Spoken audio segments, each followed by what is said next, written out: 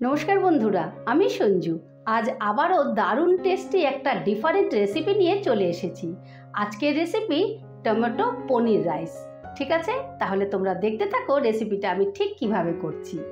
बंधुरा रेसिपिटा करार जोन्नो आमी एखाने 2 কাপ बासमती चाल निये निয়েছি। तोमरा रेगुलार चाल दिয়েও करते पारो।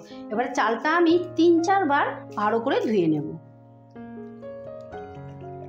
बंधुरा चालटाके आमी भालो करे धुए 10 मिनिटेर मतो भिजिए रेखेछिलाम।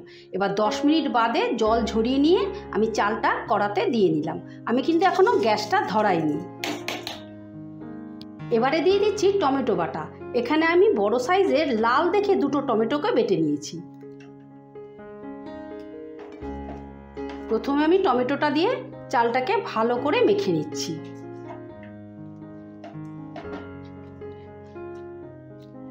ভালো করে মেখে নিয়েছি। এবারে দিয়ে দিচ্ছি স্বাদ মতো নুন, দিয়ে দিচ্ছি অল্প একটু হলুদ। এবারে দিয়ে দিচ্ছি এক চামচের মতন সাদা তেল। তেলটা দিলে ভাতটা খেতে ঝুরঝুরে হবে। এবারে সবটা ভালো করে মিশিয়ে দিচ্ছি। এই দেখো আমি ভালো করে চালের সাথে মেখে নিয়েছি। এবারে দিয়ে দেব জল। আমি এই কাপের 2 কাপ চাল নিয়েছিলাম, আমি 4 কাপ জল দেব।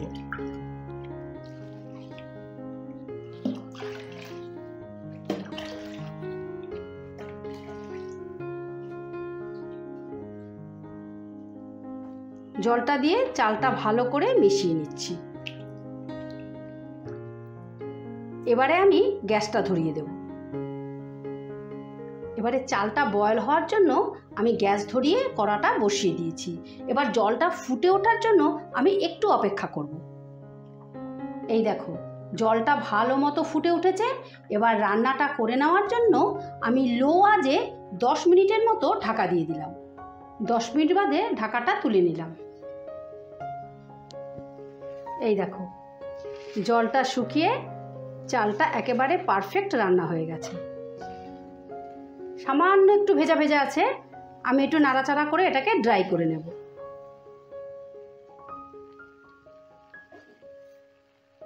ভাতটা রান্না হয়ে গেছে, এবারে আমি ভাতটা তুলে নেব।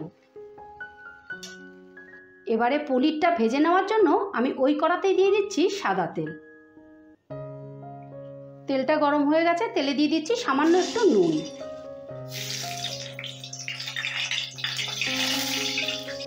এবারে পনিরগুলো দিয়ে দিচ্ছি। এখানে আমি 150 গ্রাম পনিরকে এইভাবে কিউব করে কেটে নিয়েছি। এবার পনিরগুলোকে আমি হালকা লাল লাল করে ভেজে নেব।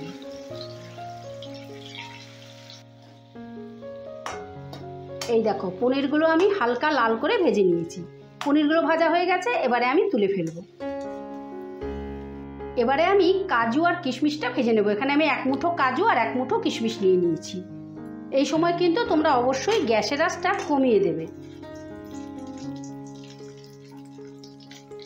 কাজু কিশমিশটা হালকা করে ভেজে নেব। হালকা করে ভেজে নিয়েছি, এবারে আমি কাজু কিশমিশটা তুলে নেব। এবারে আমি ওই তেলেই ভেজে নেব আলু। এখানে আমি 3টে আলুকে 2 আধখানা করে প্রেসারে একটা সিটি দিয়ে নিয়েছি।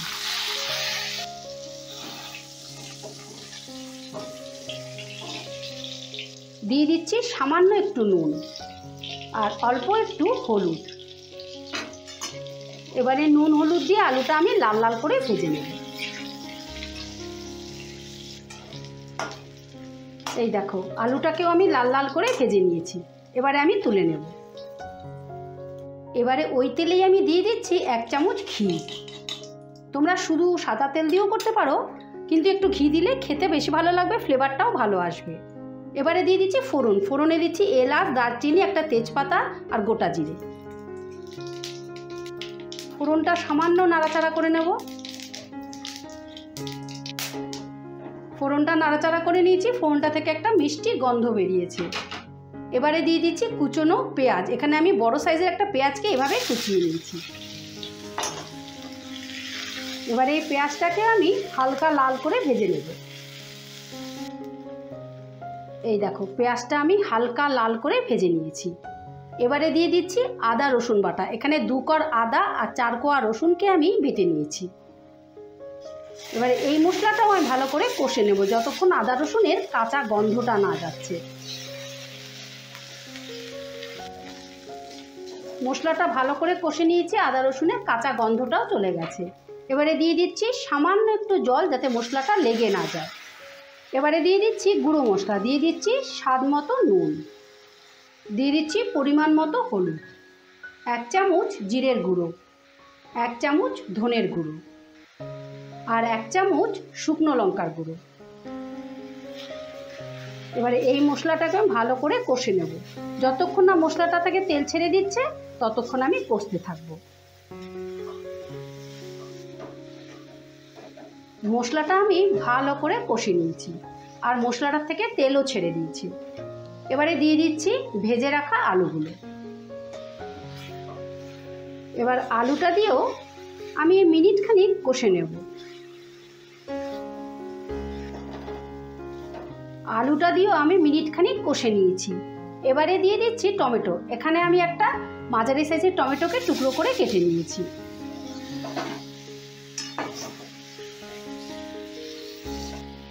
এবারে দিয়ে দিচ্ছি অল্প একটু জল।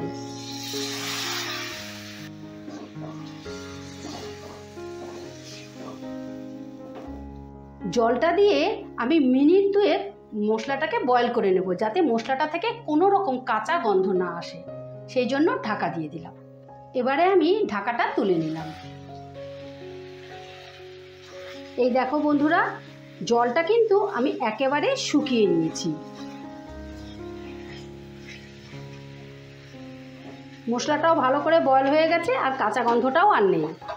এবারে দিয়ে দিচ্ছি ভেজে রাখা পনিরগুলো, দিয়ে দিচ্ছি ভেজে রাখা কাজু কিশমিশ। এবারে সবটা একটু আরেকবার মিশিয়ে দিচ্ছি। এবারে দিয়ে দিচ্ছি কাঁচা লঙ্কা। এখানে 4টে কাঁচা লঙ্কাকে আমি এভাবে চিড়ে নিয়েছি, তোমরা ঝালটা যেরকম খাবে সেরকম দিও।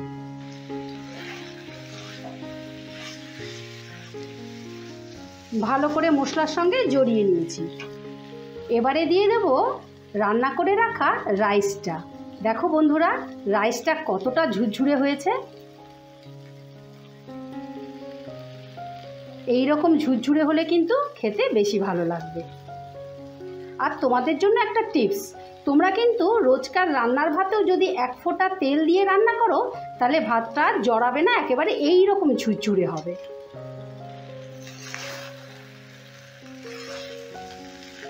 এবার আলগা হাতে কিন্তু রাইসটাকে নাড়াচাড়া করে নিতে হবে, মানে মশলার সাথে ভালো করে মিশিয়ে নিতে হবে। রাইসটা মশলার সাথে ভালো করে মিশিয়ে নিয়েছি। এবারে টেস্টের ব্যালেন্সের জন্য দিয়ে দিচ্ছি চিনি। এখানে আমি 2 চামচ চিনি দিচ্ছি, একটু মিষ্টি মিষ্টি লাগলে খেতে বেশি ভালো লাগবে। তোমরা কিন্তু অবশ্যই নুন মিষ্টিটা টেস্ট করে নেবে। চিনিটাও ভালো করে মিশিয়ে নিলাম। রান্নাটা আমার ফাইনালি রেডি। এবারে আমি গ্যাসটা অফ করে দিলাম। এবারে ওপর থেকে দিয়ে দিচ্ছি শাহি গরম মশলা, দিয়ে দিচ্ছি 1 চামচ গোলমরিচের গুঁড়ো, দিয়ে দিচ্ছি 1 চামচ ঘি। এবার সবটা আরেকবার আলতো হাতে নাড়াচাড়া করে নিলাম।